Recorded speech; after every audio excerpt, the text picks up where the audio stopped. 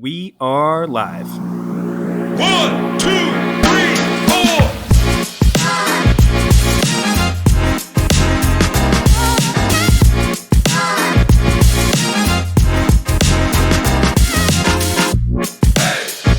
What's up, everybody? Welcome in to West by Pod. It's a podcast about WVU sports, the Big 12 Conference, and more football in spring talk.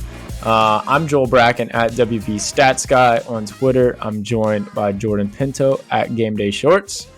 Jordan, we are talking about the defense on this episode.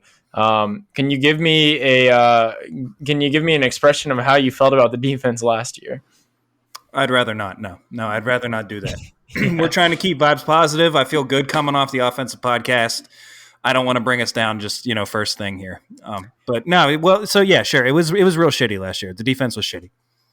Yeah, I just feel like if you had to sum up the image of what the defense was last year, it was just like some guy streaking down the middle of the field, catching who you've never heard of, like some like third string slot receiver, and he's catching a ball and it's like a 84-yard gain for a touchdown, and you're like, why is no one even on that side of the field? That was like our offense in a nutshell. Yeah. So coming off the offensive episode, I think we both agree we were feeling like a little more optimistic, a little more positive than we even expected just doing the deep dive. So we are going to talk about the defense today. This is a position group that had plenty of struggles. They are well documented, especially in the passing game last year. Just give you a quick recap.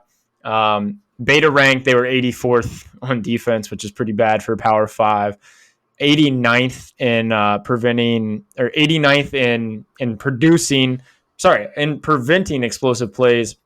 120 in 120th in getting negative plays. And then the rush rank was 60th. The pass rank was 109th. So, a unit that was below average, especially for Power 5, well below average. And then when you look at the pass rank, adjusted for opponent, they were actually pretty much under almost everyone in the country, including FCS. And that was, the Big 12 is not a great conference to be really bad at stopping the pass. Generally, you see a lot of good quarterbacks coming through the league, so can be kind of painful. But, stepping right in here, I think starting with the coaching staff, I don't know if I was surprised, but you really don't see a lot of turnover in the coaching staff. A defense that really didn't get the job done last year, and pretty much everyone returned. So Jordan Leslie still going to be the defensive coordinator and outside linebacker coach. Shadon Brown is the defensive backs coach. Coons is going to be the special teams and inside linebacker. And Andrew Jackson is the D-line. So everyone is returning from last year from those position groups. So same guys, and I think for the most part similar with the offense. It's just like I think you said it, like, if you're going down the ship, like these are the guys who are manning the ship no matter what direction it's going to go. We were really running this thing back, and really, you look across even the coordinator positions, almost everyone is coaching pretty much for their job this year. So that's kind of a surprise to me. Do you have any thoughts about any of the defensive coaches? On the one hand, yeah, we were so bad last year, right? It's kind of crazy that there wasn't at least some turnover. But when you look at the first 4 years or the previous 3 years, like the defense was kind of the strength of the team, was what was carrying us. And so, there's a little bit of, was it them or was it the pieces last year? I don't know. Either way, I guess I'm kind of shocked that there wasn't any turnover, but then you look at the names that you just threw out, and if you're going to fire one, it would have been the secondary guy, right? In light of the struggles covering the pass, but Shadon Brown is our best recruiter. And so, maybe that's why he got to stick around, is just because he's probably our best recruiter. But yeah, I'm kind of shocked that there wasn't at least some sort of turnover there. Yeah, so with the defense, I just want to mention off the top, the guys that were losing. I think obviously the very big one is Dante Stills, and he was our top ranked guy in PFF last year. So that's a big loss for a unit that the entire defense kind of struggled, but Dante Stills was kind of a sure thing, and he was honestly like really consistent last year. I felt like He he was was like great. a solid presence in most games. So, you know, in terms of like losing that, that's a big thing. To sort of start the conversation for a defense that wasn't good.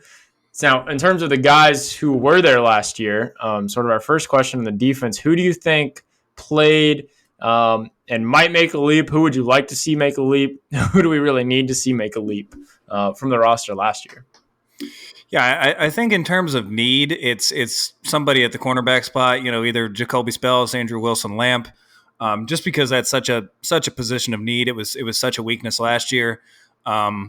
Those guys both showed flashes, and so getting that a little bit more consistently would be nice. But the name that I've been gravitating towards, the first name that I thought of when we were kind of talking through the questions we wanted to discuss, was Hershey McLaurin, and that should be no surprise if anybody has been listening to this pod for any length of time. I was super high on him all throughout the year last year. I thought he made a ton of plays. Most importantly, when he tackled people, they just went the hell down. They stayed hit when he hit them.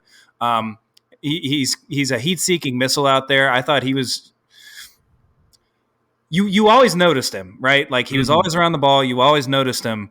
Yeah, sure, there were downs, but it was one of those situations where it's like, man, can we just figure out how to unlock this guy? Because like, holy shit, like it seems like all the tools are there for him to be a Kaiser White, KJ Dillon type of player for us if we could just figure out what to do with him.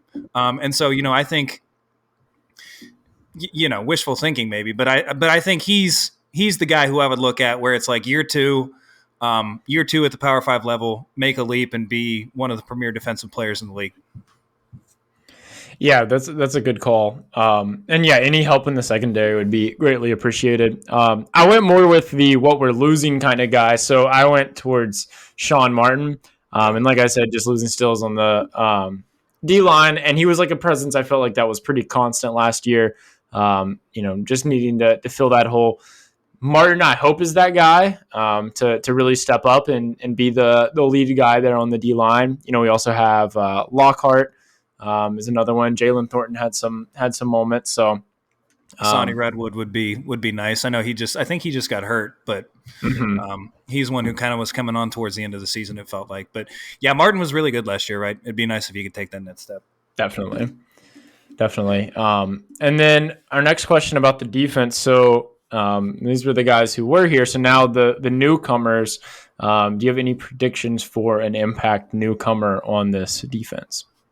I think you got to go back to the secondary and hope that it's, either Keyshawn Cobb, the safety from Buffalo, or Montre Miller, the corner from Kent State. Both of those guys graded out really well. You have to figure that they're walking, on paper, they're walking into starting roles. I think the one name, and I think this counts as a newcomer because he was hurt for most of last year, but Christian Stokes is a guy who, when he committed to us, people were more excited about him than, Mumu bin Wadhad. People were putting him up there on the, the Jacoby Spells level almost. I mean, he was right on the fringe of being a 4-star. He was a guy who was down between us and Michigan State, and they were actually really upset that they lost him when he committed to us. And so he's a guy, now that he's healthy, he's got a full year under his belt. I'm wondering if maybe there's a spot for him to kind of take a step forward and start making a name for himself on the defense. Yeah, that's a good call out. And I don't know if it's just me just looking at, obviously like the depth charts that you can find and, whatever at this point of the season are kind of iffy at best, but were there really many big name transfers that you can think or any, I'm just looking at it. I'm really only seeing like a couple guys transferred in, like not a lot of, I guess not a lot of like patchwork. It's kind of, once again, like the coaching staff. It's just like we're rolling with the guys who are in house, and you would almost expect to refresh a secondary like last year. But yeah, I don't know if I'm missing anything or. No, I don't think so. I think it's, just looking at what we have here, it's the three names, the two I just mentioned, Cobb and Miller, and then Devon Hawkins is going to play on the defensive line. But,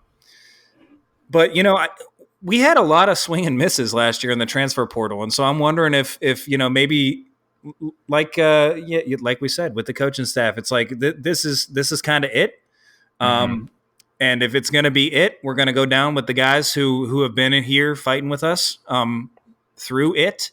And I mean, we have a lot of guys who took lumps last year, but a lot of guys who showed flashes here and there. It was so inconsistent. It's Jacoby Spell's pick six into seal Virginia Tech, and then getting smoked. Earlier in the game on a drop touchdown pass, and so it's not that the talent isn't there. I think it's just that, like, how do we get them to show it more consistently? And so I think maybe they're just hoping that running it back with these guys, they took their lumps last year, they'll learn from it and be a little bit more consistent this year. Yeah, and that's just like that, it comes to that thing where it's like, if you do the same thing and you expect different results, it's insanity. But also, like, you have guys who are learning in a system, you keep some continuity, and maybe you think that's what's going to like pay dividends, is keeping the same guys, the same coaches. And like, you see it all the time in college sports. I mean, it's like for teams in like West Virginia's like level of like the kind of recruits you get in, it's like sometimes you got to take that year where everyone's young and everyone just gets the lumps and whatever, you do it. And then, the second year they're experienced for sophomores and juniors, and, like it kind of builds its way up. I really hope this secondary kind of has that sort of momentum, because that's like the thing with suffering. Like, you want it to be for a reason. You want all the like always in the struggle. Yes. Yeah, you want it to be like a big learning thing, and not just like, let's put some new guys out there to do the exact same thing. So, all right. So let's start from the inside and move out. So let's start with the D line for the depth chart vibe check.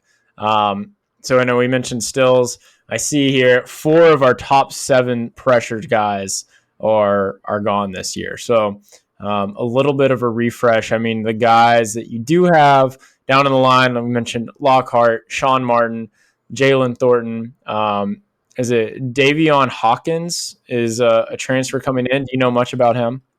Not a ton. I think he's from Middle Tennessee State. He was fine there. I don't think I haven't watched a ton of the All 22 on him, but his PFF grades are good, but they're not like high enough for the level that he was playing at, where it's like, man, I'm juiced up about this guy. Mm-hmm. But at the same time, Wesley McCormick came up from James Madison with really good grades last year and was fucking sucked. So I don't know. I mean, he's a big, thick, strong dude. We need big, thick, strong dudes to play in the middle of our defense, with Jordan Jefferson leaving, and so he fits that bill. Hopefully he pans out. No, I don't know a ton about him other than that. Yeah, I do think also I didn't mention Bartlett, kind of throw him in there. Bartlett had his moments last year, and he shows kind of the same deal you were talking about. Like 2 years with now, flashes. Yeah, with Spells, it's like you see the flashes, you see the potential, you see like the playmaking ability. Because when it looks good, like you're like, yeah, this is a dude. And then sometimes you just don't hear his name called, or whatever, for a large portion of the game. So yeah, you see him walking around in New Jersey, and you're like, surely this is like an NFL edge rusher in a couple years, right? And then he has 3 sacks and 2 forced fumbles against Virginia Tech, and you're like, oh yeah, he's going to be like a top 20 pick in 2024. And then we really, haven't heard his name called in a meaningful capacity since that game. That was 20 games ago. So yeah, I mean, he makes plays here and there, but yeah, you just like, the physical tools are all there. Why don't we see it more consistently? Mm-hmm. So overall, the D line, I mean, I think with the subtraction of Stills, and then just the growth of some of these guys, I don't know if we're probably just in the similar neighborhood as last year. I mean, I do think it's hard to put what Stills was doing last year on paper. Like I said, he was the number 1 guy on our defense graded out. So I don't know. I think this D-line is serviceable. I think they're not going to be the worst in the league or anything. I also don't think they're going to be the best. I mean, you saw some nasty D-lines across the league last year. So, I think the vibe is probably about right here. Yeah, no, we don't have a ton of playmakers, but we do have dudes who can go out and put a shift in. That's what this defensive line is going to have to be. Is just going to have to be go out, put a shift in. The playmaking is going to have to come from the second and third levels. Mm-hmm. So moving into that level, number 2, the linebacker level here. Kind of just the same guys. We got Lance Dixon and we got Lee Koba, are really your 2 guys here. Once again, Koba, it feels like when you get him in the right situation, and you used the heat-seeking missile earlier to describe McLaurin, but he's kind of like the same vibe. It's just like, get this guy downhill, get this guy, busting through the seam, tackling somebody in the backfield. That's his game. Get him in like a spy, a cover protection sort of thing, and it's just like, I don't know. That's his game. I think that was like my biggest criticism last year, sort of just the way he played. And then, Lance Dixon. I feel like I like Lance Dixon. I feel like he made some plays. We also have Riley Collins in there. I'm interested to see where he comes because I feel like was a pretty highly touted recruit. Didn't get a ton of snaps last year, and honestly, PFF grades were sort of iffy in the games. I think he only played 4 games, preserving that red shirt. But he's the kind of guy that you think can be sort of a project and should be growing year to year. Yeah, I think he was one who we wanted to get some snaps last year, but he's I don't know if you've seen pictures. The dude's he's tall and skinny still. We recruited him. He was a safety out of high school, and he's still putting on weight. So I think he's one to watch this spring. Where this is a huge spring for him. Can you put on 15 meaningful pounds and contribute a linebacker? Because I think when he played, like. The guy made some plays, like he just wasn't big enough really last year to impose himself. But the guy made some plays. I really like the 2 freshmen we have coming in, James Trotter and Ben Cutter. You want to talk about, Kogba looks ridiculous and then sometimes kind of looks lost. Sorry, he looks ridiculous physically but sometimes kind of looks lost as a linebacker. These are 2 dudes coming in who know how to play linebacker. I mean, James Trotter, son of Jeremiah Trotter, his older brother is already a star at Clemson as a middle linebacker. His dad was an all-pro middle linebacker. This dude was born to play linebacker. Great instincts, and it's the kind of thing where it's like, man, if dudes are lost out there, just throw this guy out there. He's going to make tackles. I guarantee it. Same thing with Ben Cutter, who I think made like 180 tackles in 14 games in high school last year for like the second straight year. And if you believe his times, he's actually pretty athletic. I think, he said that, at a camp, he's running in the 4.5s. So like not unathletic. So I think it'll be interesting to see I can see those guys contributing, both of them on special teams right away. And if the linebackers struggle the way that they did a little bit at times last year, if we can't figure out how to get the best out of them, which again, we got to figure out how to do that, but wouldn't mind seeing those guys get a little bit of playing time.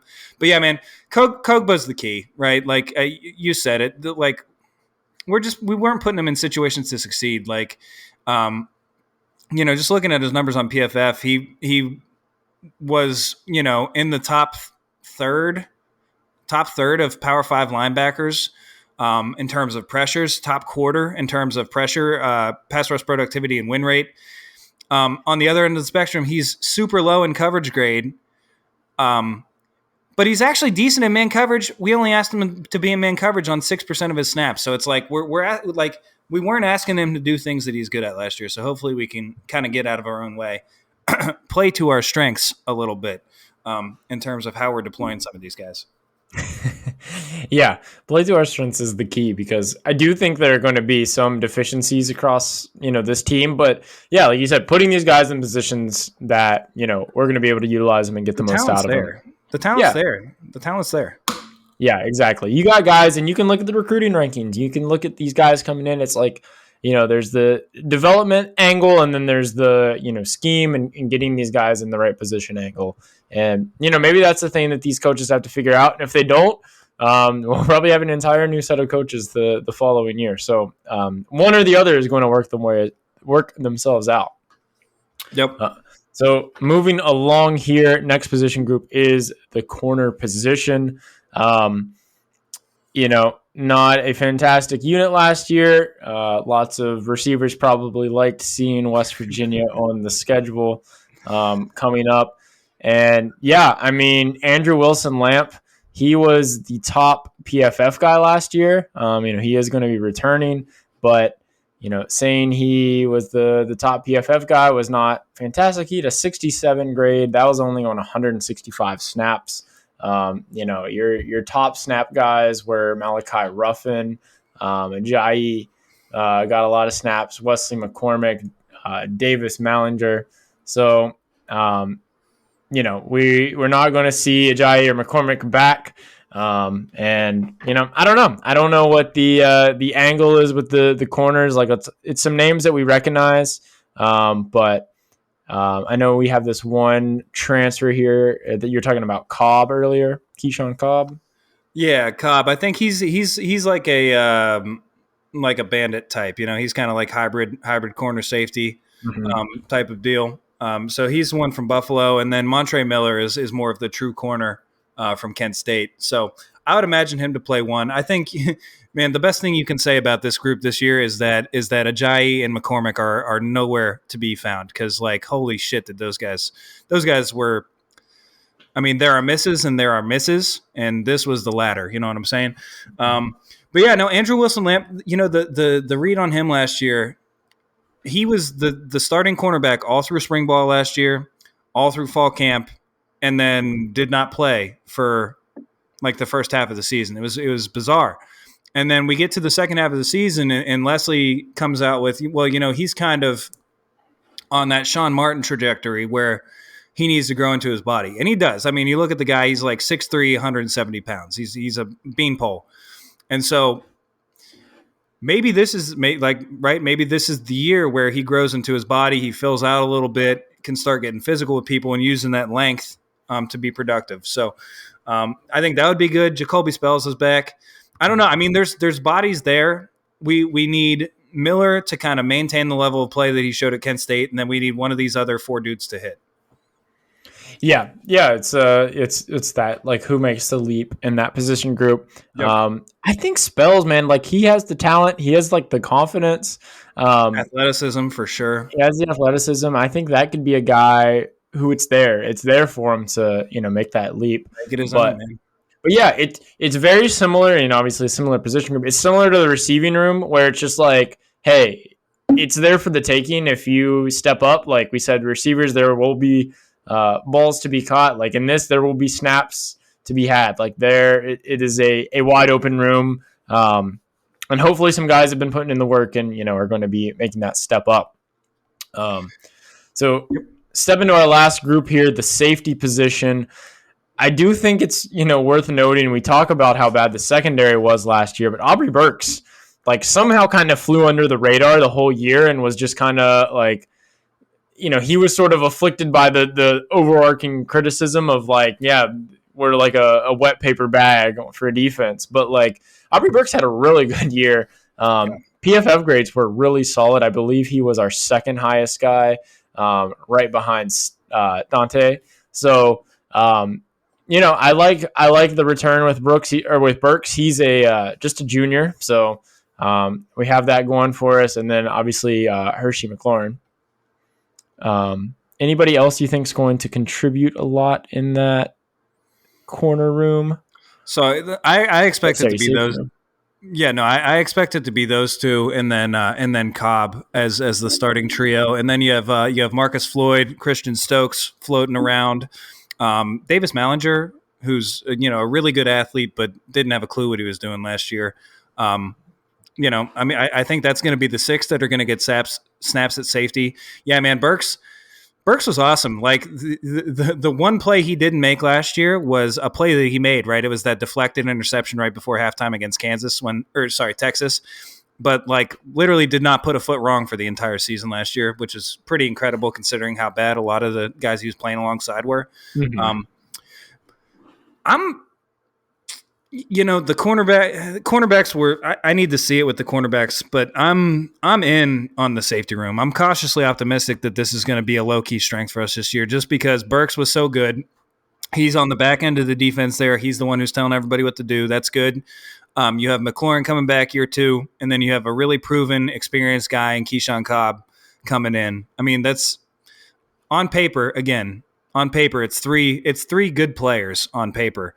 I Mhm. like the depth. I like the guys behind them. I don't know. I think it can be a low key strength for us, the safety room. Yeah, I mean, I think when you're looking at this unit, I do feel, at least player wise, the best about Burks. Obviously, losing Jazir Cox, that one hurts a little bit. Yeah. And I mean, just looking across this defense of the product, I feel like we lost three of the main productive guys, being Stills, Cox, Jordan Jefferson, or probably like your three biggest losses on the D. Um, a lot of it, I do feel like it's just like guys who. I don't know if it's a matter of like simplifying scheme. Like it does feel like there were guys who were like confused about what they were supposed to be doing. Then the conversation of like putting the guys in the right position that utilizes their strengths. Yeah, I do feel like once again looking through this defense as a unit, I do feel like there's talent. Like there are guys there. If you look at the upside of all of these guys, it's like, yeah, this could be a pretty solid defense. Yeah. But Could be an average unit in the conference, right? Like, there's no reason we couldn't be somewhere between 4th and 7th in the conference defensively. exactly, just make the step up. I mean, last year we were ninth. It was Kansas and then us. Yep. So just get yourself into play, get yourself around halfway. One thing I think just like maybe a general topic is, since the portal era has sort of changed things, I do feel like we've really been decimated in the secondary, like the most. I feel like that's where we've been hurt every year. It's somebody, we lose Tyke Smith. You lose, last year Charles Woods was just, the injuries are killing him. And then, you lose like, I just feel you like lose him 12 snaps into the season. That just all preseason all conference player, 12 snaps into the season, he's just gone. And now he's gone for good. Yeah. Yeah, so I mean, I do feel like that's been something, and then you could also even flip it. The receiving room, we lost some guy, lost Prather, to the portal. That one obviously hurts pretty bad, but yeah, I don't know. I don't know what the. I know you said that, maybe the reason that we keep Brown around or Shadon Brown is that the recruiting, but there is this whole new element of you have to recruit your own players. Yeah. And it has been kind of a bummer that we've been losing guys, especially in the defensive back room. So overall, how do you feel the defense is going to be?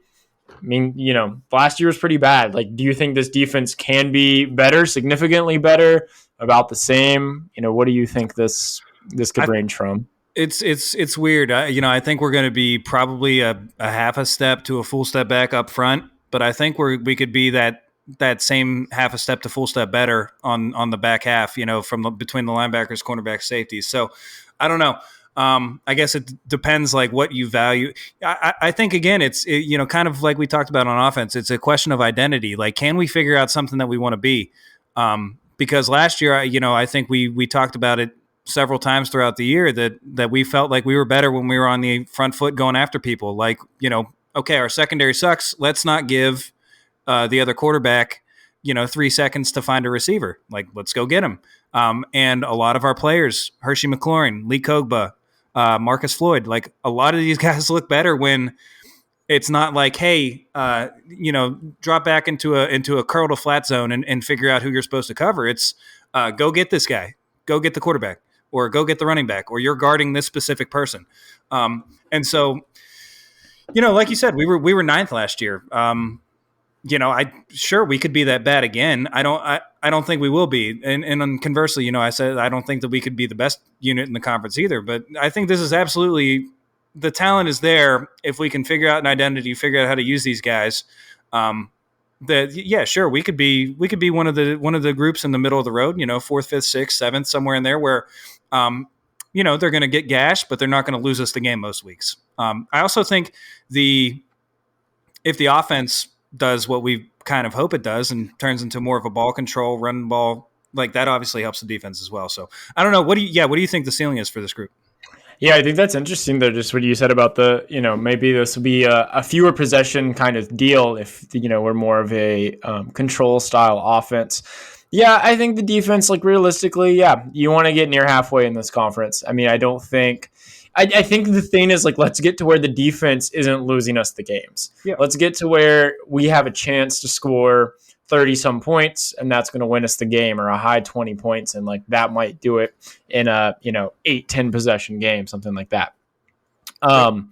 Yeah, I don't have unrealistically lofty goals, but I think we shouldn't be ninth. I think we can be sixth. That's and let the offense also grow. You never know what can happen with the combination. So yeah, I don't know. I think that it's very early to tell. Obviously, we'll hear stories over the next 5 months or whatever, and I'm sure guys emerge. That's the thing. Especially, I do feel like college is more than like the NFL or something. It's like you get a guy in the weight room over the summer, he puts on 20 pounds of muscle, he works on different things, he gets over the nagging injury, whatever, and you never know what can happen. So, hey, I'm excited. This is our year, and when you talk about it this far removed, I mean, it's like you can always talk yourself up. But yeah, it's been good to get kind of like, I guess, re-engaged with just like the state of things and just see where we're at. Excited to hear as the news trickles in over the spring ball time frame. For sure, for sure. Hopefully, this was a good little primer. Get you guys reacquainted with the team. What is spring ball starts March 21st, and then 15 practices. I think the spring game is April 21st or 22nd. So hopefully we have answers to at least some of the questions we've kind of talked through today by late April. Again, I don't know. I mean, the model for this team, I think, and it should be like the 2015 group, right?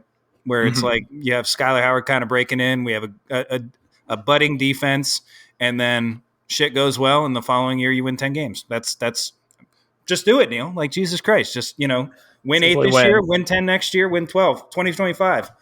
That's 2025 national champs, baby. Climb. That's the climb right there. Fucking climb. That's right. We're trusting the climb. Oh, man. All right. Awesome. Well, yeah, I think that about wraps it up.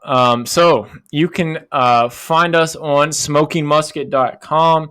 You can also find us on Twitter at Game Day Shorts and at WV Stats Guy.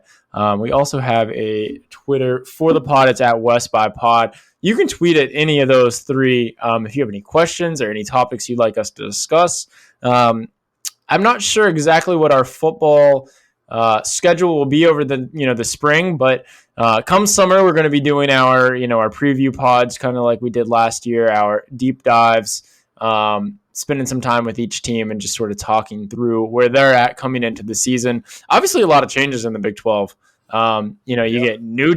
We have new teams in the Big 12, which is going to be crazy. And I do think you have big storylines too. Like, I think Oklahoma State has had a rough off season. I think things are rocky there.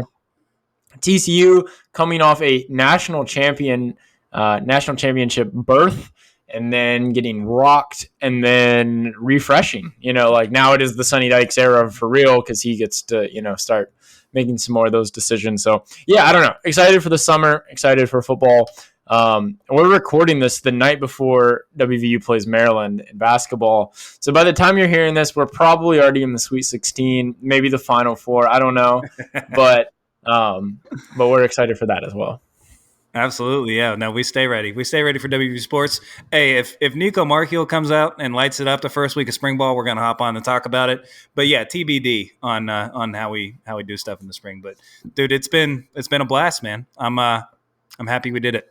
That's right, dude. If the bats get hot, we might talk baseball. Like, we just need some positive WVU sports vibes coming in through right now.